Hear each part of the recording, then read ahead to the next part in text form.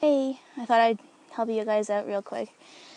So one problem that people seem to have a lot when it comes to having friends who are INFJs is that INFJs, oh my goodness, they're never talking to me about their feelings. So you'd think that someone who has so many complex feelings like an INFJ does about, all this information that they're getting in from all over the place, that they talk about it all the time. I mean, how could they not? But you're right, in a way, and they do talk about it all the time, in a way.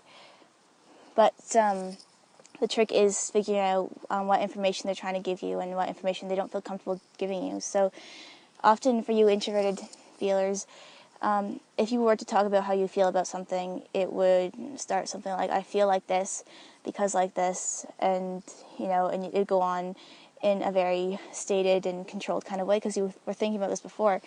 If you ask an INFJ to do that kind of thing, they get a little panicky. That seems very confrontational. INFJs hate confrontation, and not only that, it's just not really their style. They don't really know what to do when you're going to ask them to do that. If they do start talking, something they've already thought of before, I guess. It's not very common they do unless they're under a lot of stress. But the way you can tell how an INFJ is feeling is by watching their faces and paying attention to what they're talking about. You're talking about day-to-day stuff, the drive back home from work, or you're talking about like friends at school, this kind of thing. These things are how INFJs let you know how they feel. So you look at their faces, you hear the tones of voice, they'll tell you exactly how they're feeling, and they don't want you to not know how they feel. They don't mind if you know how they feel. But if they have to explain it, that's where the problem comes in. So often, for example, my friend who's an INFJ, she'll come back from something and she'll be talking about the people that were there, and you can tell her voice gets happier when she's talking about certain people, and she gets quieter and sadder sounding about certain people, and she's telling you all about how she feels about everything that happened there. You can see it in her face, you can hear in her voice, and it's not that hard. But that's how they feel emotionally fulfilled, is if they feel you understand when they're talking like that. They know that you understand them in that way. If you kind of like, okay, that's what happened, can you tell me how you feel about it now? They will be distressed. They can think, well, I just told you everything.